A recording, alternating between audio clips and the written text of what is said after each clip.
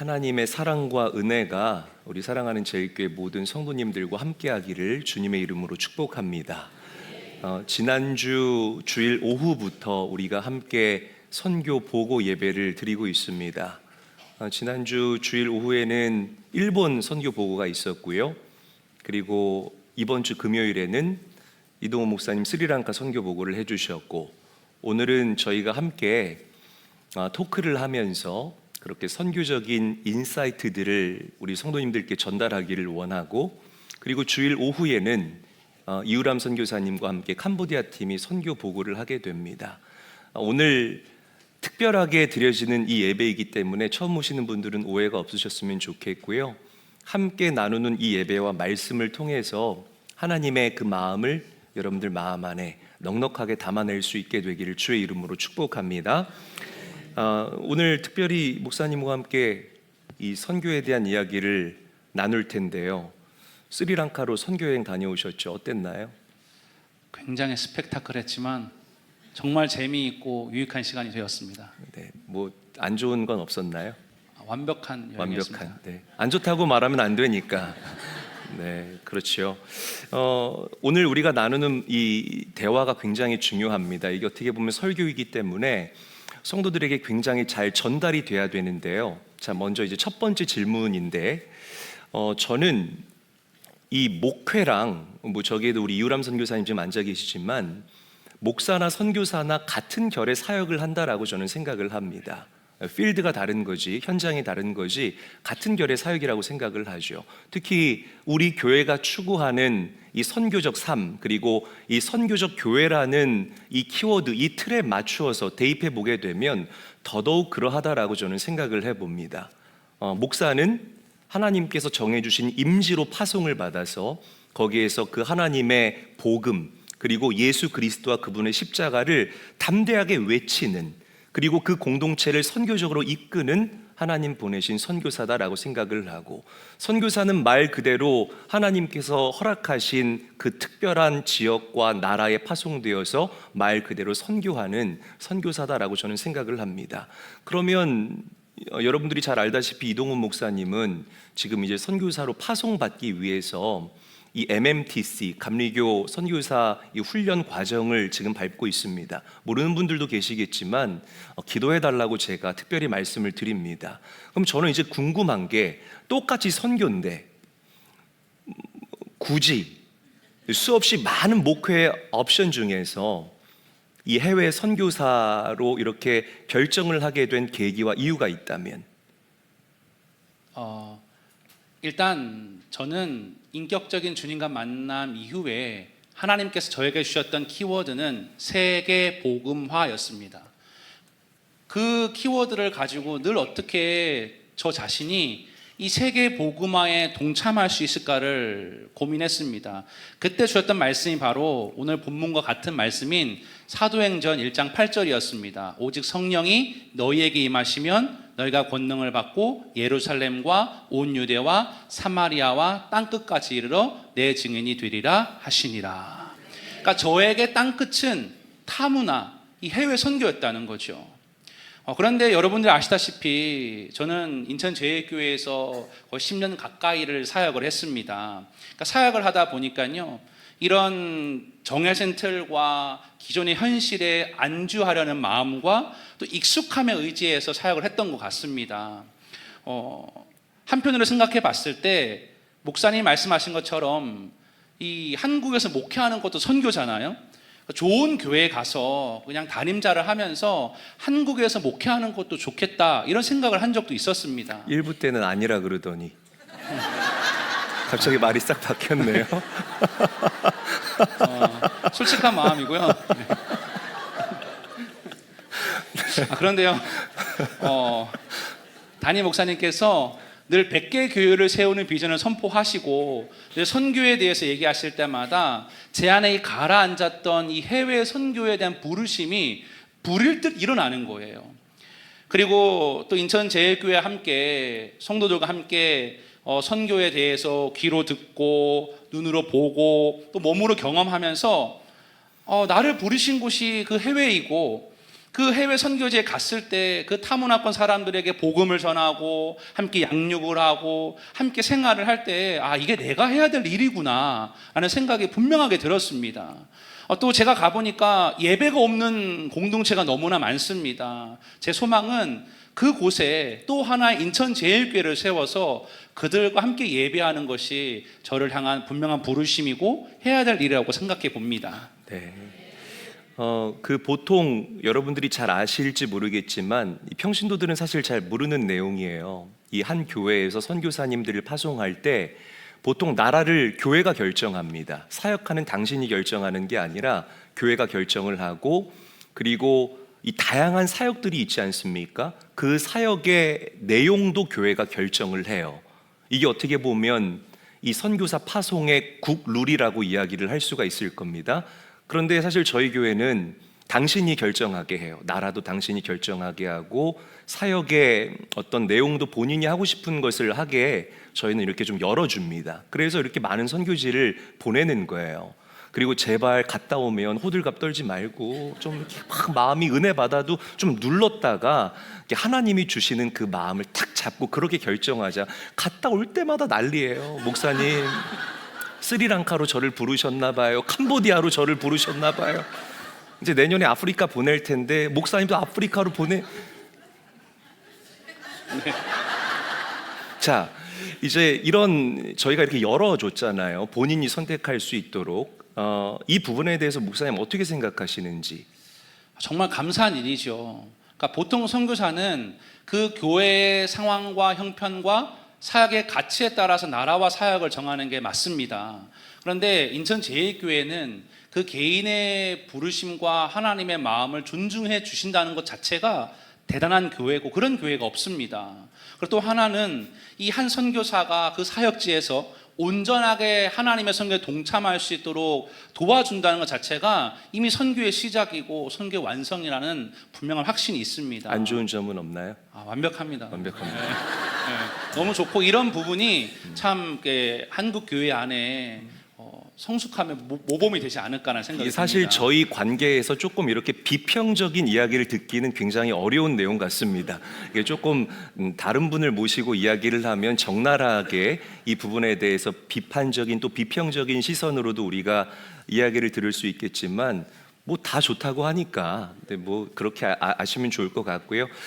제가 정리를 하자면 그래도 하나님께서 나에게 주신 그 열정과 나에게 주신 비전을 그 해외에 나가서 마음껏 펼칠 수 있다는 점에서 이렇게 열어두는, 그리고 내가 선택할 수 있게 하는 그런 교회의 어떤 배려가 굉장히 큰 도움이 된다라고 이야기하는 것 같습니다. 자, 마지막으로 목사님이 생각하는 선교란? 저는 선교란 예배라고 생각합니다. 예배가 없는 곳에 공동체를 세우고 또 하나님을 모르는 사람들과 함께 예배할 수 있는 것, 그게 진정한 선교라고 생각을 하는데요. 그들과 함께 예배할 때 그들도 하나님의 영광을 보게 될 거고 하나님이 기뻐하시는 일에 동참할 수 있지 않겠습니까? 예배할 때. 그런데 저는 훈련받기 전에는 굉장히 선교라고 하면 선교지에 가서 무언가 물건을 나누어 주고 또 프로그램을 하는 어떤 doing, 행위적인 부분에만 집중을 해서 선교라고 생각을 했거든요. 그런데 훈련을 받으면서 경험한 것은 물건을 나누어 주고 우리가 구제하고 섬기는 것도 너무 중요합니다. 꼭 해야 됩니다. 그런데 무엇보다 선교의 기본은 예배가 없는 곳에서 예배를 세우고 함께 예배하는 것이라는 분명한 확신이 있습니다. 만약 이 자리에 저처럼 해외 선교를 헌신한 분들에게는 해당되는 일이겠지만, 또 반대로 생각해 보면 해외 선교뿐만 아니라 각자 영역에서 선교적인 삶을 살아가는 모든 분들에게 이 부분은 동일하게 적용된다라고 생각합니다. 예배가 성공하지 못하고 무너진 예배의 재단으로 어떻게 선교의 삶을 살아간다라고 말할 수 있겠습니까? 저는 우리 성도님들이 선교적인 삶을 살아가기를 원한다면 이 자리에서 하나님을 예배할 수 있어야 되고, 어떤 상황 가운데 예배할 수 있는 예배자가 돼야 된다라고 분명히 생각합니다. 이렇게 정리하도록 하고요. 저만 이렇게 답변하면 재미없잖아요. 그래서 저도 담임 목사님께 아주 날카로운 질문 2가지를 준비해 왔습니다. 첫 번째로는 성도님들이 궁금해하실 질문일 수도 있겠는데요. 목사님, 어떻게 하면 우리 성도님들도 이 하나님이 기뻐하시는 해외 선교에 동참할 수 있을까요? 사실 아주 날카로워서 배일 것 같은데요. 사실 이 선교라는 게 굳이 해외에만 국한된 것이 아니라 이제 이동훈 목사님 그 의견에 보충을 하자면 그 삶에서 드리는 예배가 선교입니다. 할렐루야.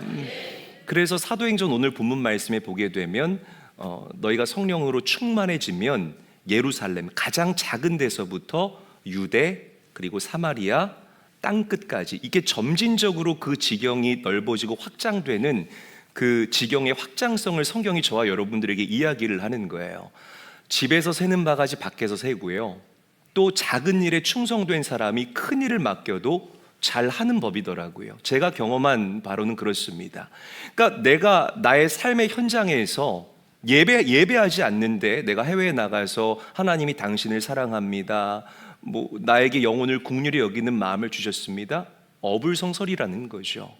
그러니까 삶에서 드리는 예배, 삶에서 하나님을 기쁘시게 하기 위한 우리의 몸부림과 우리의 집념과 우리의 노력과 우리의 연구, 이 모든 것들이 선교의 시작이 될 수 있다라고 저는 생각을 해요. 이번 개천절에 저희 부모님하고 식사를 하는데 저희 어머니가 또 식사를 하시다 말고 진지한 표정을 지으시면서 저한테 이렇게 말씀하시는 거예요. 사람들이 예수님을 인격적으로 만난 이후에 그 인격적으로 예수를 만난 그 삶의 무게가 그렇게 무거움에도 불구하고 이걸 너무 가볍게 여긴다. 그러면서 그 변화된 삶을 실제로 살아가는 성도들이 너무나 희귀한 그런 시대를 살아가고 있다라고 저희 어머니가 안타까워 하시더라고요. 밥 먹는데 그 표정과 그 보이스를 듣는데 막 체할 것 같더라고요. 이게 무슨 말이냐면 저희 어머니는 원로시잖아요. 당신이 한참 사역했던 그 필드와 지금의 필드를 비교를 해보면 진짜가 그만큼 적어지고 있다라는 그런 안타까움을 이야기를 했다라는 겁니다. 여러분, 해외 선교에 대해서 질문을 했지만 해외 선교만이 선교가 아니라 여러분들의 그 작은 삶, 작은 몸짓, 생각, 언어, 여러분들의 시선, 태도, 몸가짐, 마음가짐, 심지어 옷차림까지도 선교가 될 수 있도록 그리스도인답게 살아갈 수 있도록 애쓰고 노력할 수 있는 우리 제일교회 성도가 되어야 할 줄로 믿습니다. 이게 선교라고 생각합니다. 네, 한 가지만 더 질문을 드리도록 하겠습니다. 목사님께서 새 나라로 파송하는 것 그동안 꿈꿔오셨던 선교일 텐데요. 그 세 팀이 돌아와서 하는 그 보고를 들으셨을 때 어떤 마음이셨는지 좀 나누어 주시면 좋겠습니다. 네, 아주 고무적인 일이라고 생각하고 새 나라로 파송한 것뿐만이 아니라 이건 전 시작이라고 생각합니다. 시작에 불과할 뿐이다. 이번에 일본 선교팀이 지난 주일 오후에 보고를 했잖아요. 너무 은혜가 되는 거예요. 우리 인천제일교회는 이 교회를 움직이는 동력이 선교입니다. 믿으시면 아멘 합시다. 그러니까 이 교회가 선교라는 이 매개체를 가지고 움직이는 교회이기 때문에 여러분들이 이 교회의 선교에 관심을 갖지 않으면 도태될 수밖에 없습니다. 선교는 다시 한번 말씀드리지만 교회가 사역할 수 있는 많은 사역 중에 우리가 픽할 수 있는 하나의 옵션이 아니라 교회의 본질이에요. 이따 설교 시간에도 얘기하겠지만 미시오 데이, 우리가 믿는 하나님은 선교하시는 하나님이라 이 말입니다. 할렐루야. 그 사도행전을 보게 되면 명장면이 하나가 그려지는데요. 전도 여행을 갔다 왔던 그 사도 바울과 바나바가 그 마더 처치인 예루살렘 교회에서 선교 보고하는 내용이 그려집니다. 저는 이 장면을 묵상할 때마다 가슴이 얼마나 두근거리는지 몰라요. 말씀 함께 한번 읽어보죠. 사도행전 14장 27절 말씀 함께 읽습니다. 시작. 그들이 이르러 교회를 모아 하나님이 함께 행하신 모든 일과 이방인들에게 믿음의 문을 여신 것을 보고하고. 자, 빨간 글씨만 다시 읽을게요. 시작. 하나님이 함께 행하신 모든 일과 이방인에게 믿음의 문을 여신 것을 보고하고. 자, 보고했다라고 이야기를 합니다. 여러분들이 잘 알다시피 예루살렘 교회에는 오래 묵었던 편견이 있었습니다. 그게 뭐냐면 하나님의 구원은 오직 유대인에게만 국한된 것이다. 진리가 아니죠. 사실이 아니라는 거예요. 그런데 유대인들은 이 비진리를 진리처럼 믿고 오랜 시간 동안 신앙생활을 해왔다라는 거죠. 그런데 바울과 바나바가 선교지에서 내가 경험한 하나님을 보니 어라 이게 아니네. 누구든지 예수를 믿으면 구원받네. 이방인도 구원받고 고아도 구원받을 수 있고 과부도 구원받을 수 있고 나그네도 구원받을 수 있고 구원은 유대인을 위한 전유물이 아니라 예수 믿는 그 모든 사람들을 향한 하나님의 선물이네. 이 진리를 베드로와 요한과 그 당시에 그 마더처치였던 예루살렘 교회 모든 사도들과 함께 나눠요. 그들이 가지고 있었던 오랜 편견에 파장이 일어나기 시작하고 균열이 일어나기 시작한다는 겁니다. 그러면서 이 예루살렘 교회 그 마더처치의 선교적인 그 틀과 바운더리와 지경이 점점 넓어지게 되는 기가 막힌 확장이 일어나게 된다라는 거예요. 제가 일본 선교를 다녀온 분들의 간증 중에 죄송합니다 여러분, 자기가 너무 열심 민주당원이라서 일본에 가는 게 너무 싫다는 그런 분이 계셨어요.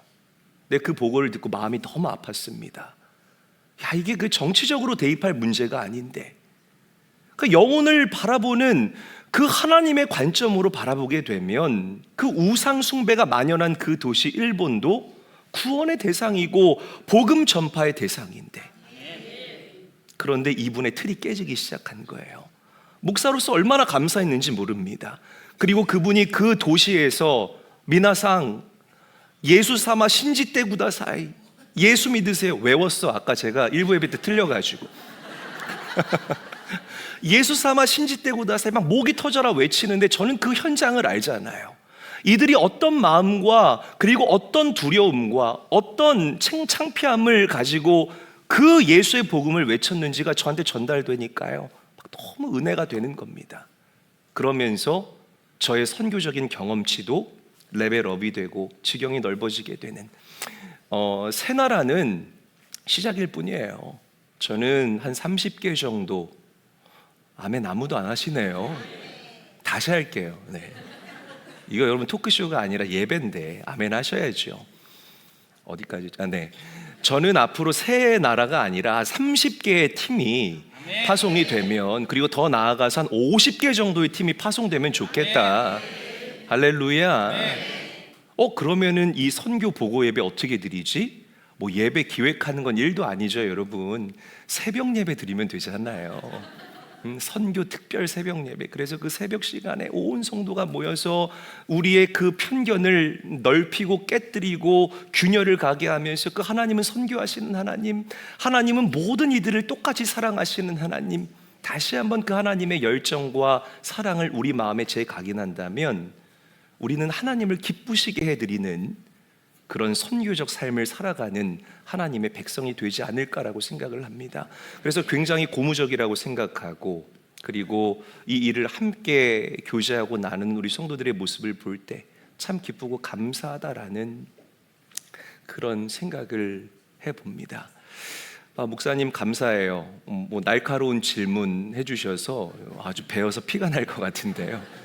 귀한 질문 해주셔서 감사하고 또 귀한 답변해 주셔서 너무나 감사합니다. 감사합니다. 여러분 다시 한번 이동 목사님 박수 해주시기를 바랍니다.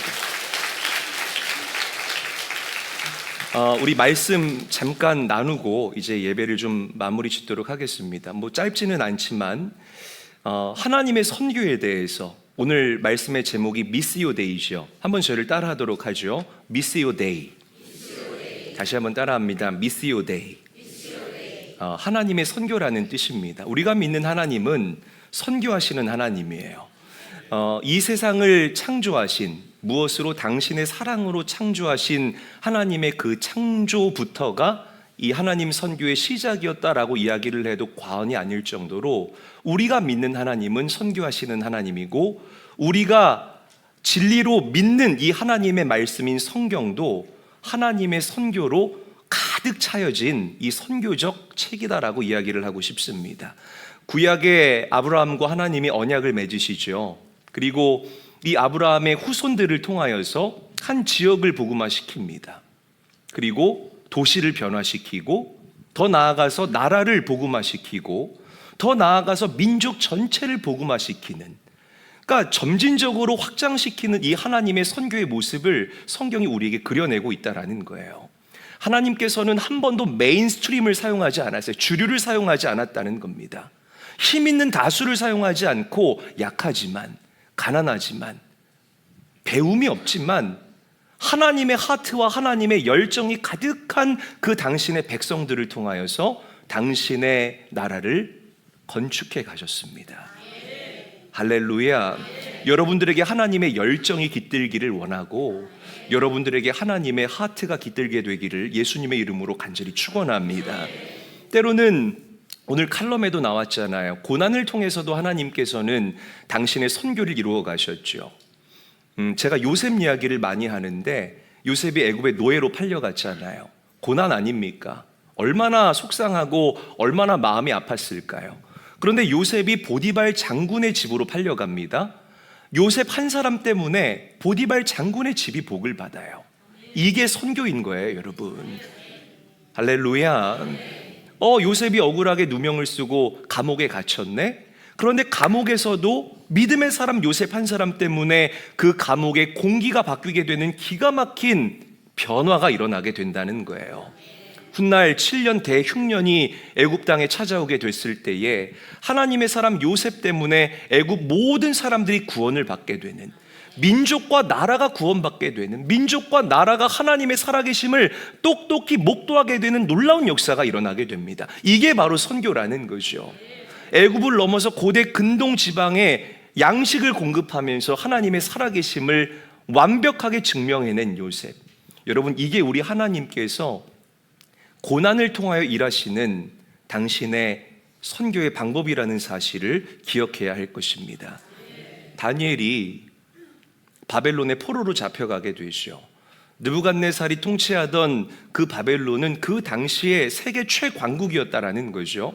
그런데 그 믿음의 사람 다니엘 그 한 사람을 통하여서 하나님, 우리가 믿는 하나님은 모든 이름 위에 뛰어나신 하나님이라는 이 진리가 온 천하에 공표되는 기가 막힌 역사가 일어나게 됩니다. 남유다 왕국이 바벨론에 의해서 멸망하게 됐을 때에 성전이 허물어지고 성전의 집기가 탈취당하고 그들이 70년 포로 생활을 하지 않습니까? 그들이 포로 생활에서 돌아와서 무너진 성벽을 재건하는 그때에 하나님께서 죄로 얼룩진 그들 마음 가운데 영적 대각성 운동을 일으키십니다. 그리고 회파된 성전을 리빌드하는 그 과정을 통하여서 그들이 다시 연합하고 일치하게 하는 기가 막힌 하나님 크기의 놀라운 일들을 행하셨음을 믿으시기를 바랍니다. 이게 하나님의 선교의 본질이라는 거죠. 하나님 선교의 극치가 누구일까요? 나를 구원하기 위해서 이 땅에 선교사로 오신 예수님입니다. 믿으시면 아멘 합시다. 하나님께서 그 훼손된 창조의 원형을 회복하시기 위하여서 당신의 아들 예수 그리스도를 이 땅에 선교사로 보내십니다. 이 땅에 복음의 선교사로 오신 예수님께서는 가난한 자, 약한 자, 어려운 자의 친구가 되어주시고 그들을 하늘의 복음으로 다시금 회복시켜 주시고 일으켜 세워주셨다는 거죠. 거기서 끝나는 것이 아니라 예수님께서는 이 하늘의 DNA를 가진 당신의 제자들을 통하여서 하나님의 선교가 계속되기를 원하셨다라는 거예요. 그리고 예수님의 바램과 소망대로 하나님의 DNA를 가진 당신의 제자들을 통하여서 사도행전의 놀라운 역사가 계속해서 쓰여지고 계속해서 확장되어지고 이 사도행전의 역사를 통하여서 유럽의 복음이 들어가고 아시아의 복음이 증거되어지는 기가 막힌 역사가 일어나게 된 줄로 믿으시기를 바랍니다. 그러니까 우리가 믿는 하나님은 이 구약에서부터 신약을 쭉 정렬을 해봐도 미시오 데이, 선교하시는 하나님임을 우리가 부정할 수 없다라는 거죠. 믿으십니까, 여러분? 여러분, 복음은 생명입니다. 믿으시면 큰 소리로 아멘 합시다. 복음은 생명이에요. 제가 예전에도 말씀드렸지만 등산하다 보면 이렇게 바위를 뚫고 나오는 그 들풀들을 우리가 발견하게 되잖아요. 신기해서 그 들풀들을 한번 제가 만져본 적이 있습니다. 왜냐하면 이 바위를 뚫고 나올 정도면 얘네들이 얼마나 셀까, 얼마나 까끌까끌할까 궁금해서 만져봤는데 너무나 부드럽고 너무나 연약한 거예요. 야, 연약한데 생명의 힘이 이렇게 강하구나. 연약한 이 들풀의 생명력이 바위를 뚫어내고 돌파해내는구나 라는 그 진리를 그때 제가 깨달았습니다. 2000년 기독교 역사 가운데에 핍박과 박해가 없었던 적이 없었어요. 그러니까 세상이 우리 그리스도인들에게 던져주는 그런 저항들이 있었다는 겁니다. 제가 늘 우리 성도님들에게 이야기하지만 우리가 살아가고 있는 이 시대는 가치관의 전쟁의 시대입니다. 우리 그리스도인들이 돌파해야 될 세상이 던져주는 저항 중에 하나라는 거죠. 그런데 복음은 생명이기 때문에 여러분들 마음 가운데에 하나님의 복음이 온전하게 자리하고 있다면 우리는 돌파해내고 이기는 존재들로 이 땅을 살아가게 될 줄로 믿으시기를 바랍니다. 이 나라에 복음이 증거됐잖아요. 우리나라의 이 100년 역사인데요. 이 나라의 복음이 증거되었을 때에 많은 사람들의 인식의 변화와 관점의 변화가 일어나게 돼요. 어떤 변화가 일어났다고요? 다시 한번요. 어떤 변화? 인식의 변화와 관점의 변화. 굉장히 중요해요. 어떻게 이런 변화가 일어났습니까? 복음은 생명이기 때문에 이런 변화가 일어난 겁니다. 굉장히 중요합니다. 이 1900년도 초반에 우리나라 사람들은 이 매춘과 도박을 죄로 생각하지 않았어요. 그냥 자연스러운 일탈의 한 종류로만 생각을 했습니다. 그래서 남자들이요, 막 2집 살림, 3집 살림을 해도 이 조강지처가 집안을 버리고 도망가지를 않았습니다. 참 안타까운 일인 거죠. 노름해서 집 다 날려먹어도요, 아이고 이 죽일 인간아, 그렇게 해도 이 사람들이 헤어지지 않고 같이 살았습니다. 그러니까 죄로 인식하지를 않았다는 거죠. 그런데 복음이 들어가게 되니까 죄를 죄로 바라보고 인식하게 되는 이 관점과 인식의 변화가 우리 믿음의 윗대에서 일어나게 됐다라는 거예요. 이 사람들이요, 하나님 앞에 이 죄를 가지고 나와요. 그리고 하나님 앞에 이 죄를 다 내려놓고 통회하고 자복하고 회개하는 기가 막힌 역사가 일어나게 됩니다. 회개하니까 어떻게 돼요? 은혜가 부어지는 거예요. 아멘. 그러면서 대한민국 전역에 대대적인 복음의 개혁과 개간이 일어나게 된다라는 겁니다. 대표적인 사건이 1907년도에 일어났던 평양 대부흥운동이에요. 여러분들 잘 아시는 그 이름, 길선주 장로님. 그때 주일 저녁 예배였는데 약 한 1,500여 명의 성도들이 모였다고 합니다. 길선주 장로님이 갑자기 강대상 앞으로 나온 거예요.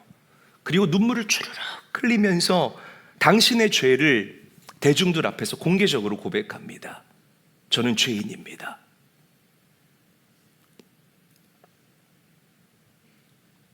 (1년) 전에 세상을 떠났던 내 친구 중에 한 사람이 저에게 돈을 위탁을 했습니다.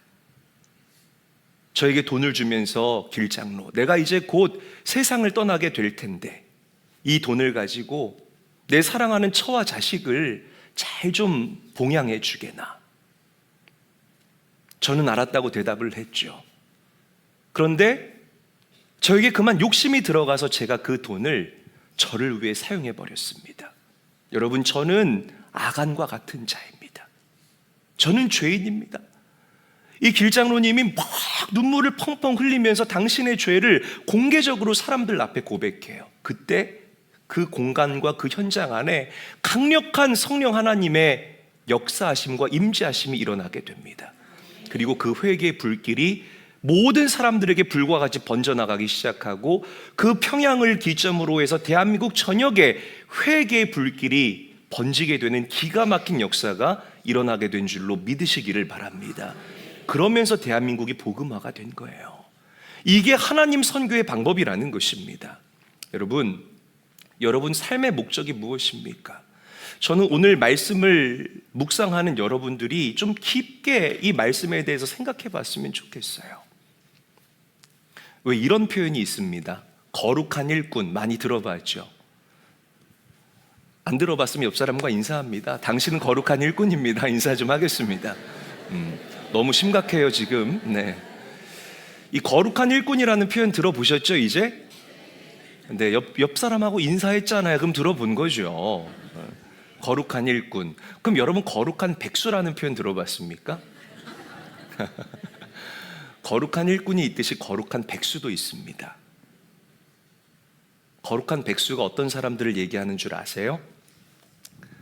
삶에서, 내 일터에서, 우리의 가정에서 그 어떤 영적인 생각도 하지 않는 사람, 예수님을 요만큼도 생각하지 않는 사람, 그리스도인답게 살기 위한 그 어떤 노력과 어떤 애씀과 어떤 땀방울과 어떤 몸부림도 없는 사람을 우리가 거룩한 백수라고 이야기를 하는 거예요.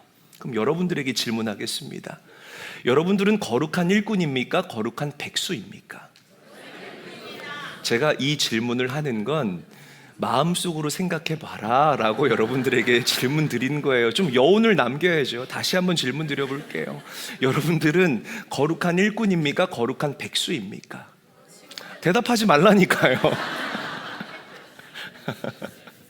그래요. 네, 뭐 자기가 솔직하게 나를 어떻게 보면 이렇게 조명해 볼 수 있는 귀한 시간이라고 생각합니다. 영화 하나 이야기할게요. 뭐 안 보신 분들에게는 스포일러가 되겠지만 이 영화 천문이라는 영화가 있습니다. 이 장영실의 일대기를 그린 영화인데 최민식이 주연이고요. 그리고 한석규 씨가 주연입니다. 벌써 이 배우들의 이름만 들어도 이 두 사람의 케미가 어마어마할 것 같지 않습니까? 연기파 배우잖아요. 대답 좀 해요. 이럴 땐 대답하시라고요. 대답해야 될 때 대답을 하시고 대답하지 말아야 될 때는 함구하시는 눈치 있는 성도님들. 영화를 안 보신 분들은 오늘 예배 이후에 가족들과 함께 보셔도 너무 좋은 영화라고 저는 생각을 해봐요. 제 아내와 함께 보는데 이 감동받는 포인트가 똑같은 거예요. 극 중에서 막 장영실이 울다가 웃다가 하는 그런 장면이 있어요. 한번 이 엉덩이 주변을 확인해 봐야 될 것 같은데 장영실이 왜 혼자 그렇게 울고 웃으면서 독백을 하느냐. 나 장영실의 평생의 소원은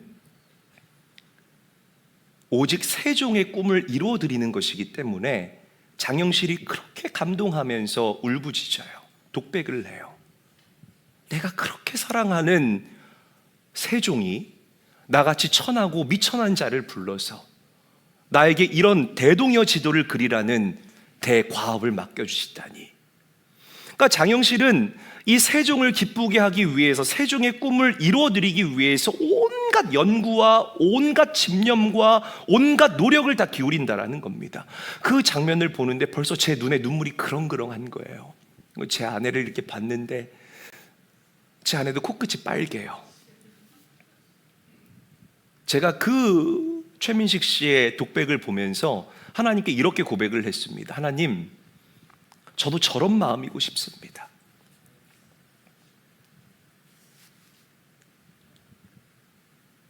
저에게도 저렇게 하나님을 사랑하는 마음 주시고 하나님의 꿈을 이 땅에 이루어드리기 위한 저의 몸부림이 저에게 동반되게 하여 주시옵소서.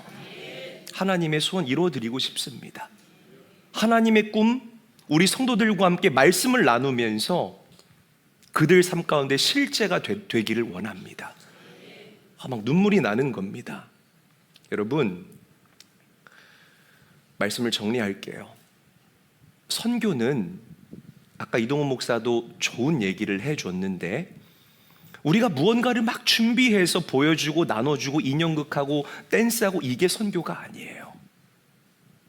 우리의 삶 가운데에서 그 하나님을 기쁘시게 해드리기 위한 우리의 노력, 우리의 열정, 우리의 몸부림, 내가 할 수 없을 때 하나님께 간구하는, 성령 하나님께 간구하는 그 요청들, 이 영적 몸부림이 선교의 시작이라는 사실을 믿으시기를 바랍니다. 저는 여러분들이 그런 살아있는 성도들이 됐으면 좋겠습니다. 거룩한 백수 되지 마시고 거룩한 일꾼 되시기를 주의 이름으로 간절히 축원합니다. 다윗이 고백하잖아요. 내가 원하는 한 가지는 주님의 기쁨이 되는 것입니다. 이 찬양 한번 해볼까요? 나 주님의 기쁨 되기 원하네. 우리 함께 고백합니다. 나 주님의 기쁨 되기 원하네. 우리 가슴에 손을 얹고요. 내 마음을 새롭게 하소서. 새 부대가 되게 하여 주사. 주님의 빛 비추게 하소서. 내가 원하는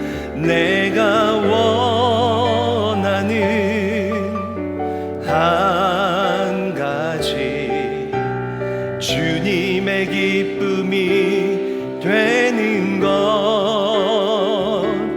내가 원하는 한 가지 주님의 기쁨. 우리 다시 한번 믿음으로 고백할까요? 내가 원하는 한 가지. 내가 원하는 한 진실되게 고백합니다. 주님의 기쁨이 되기를 원합니다.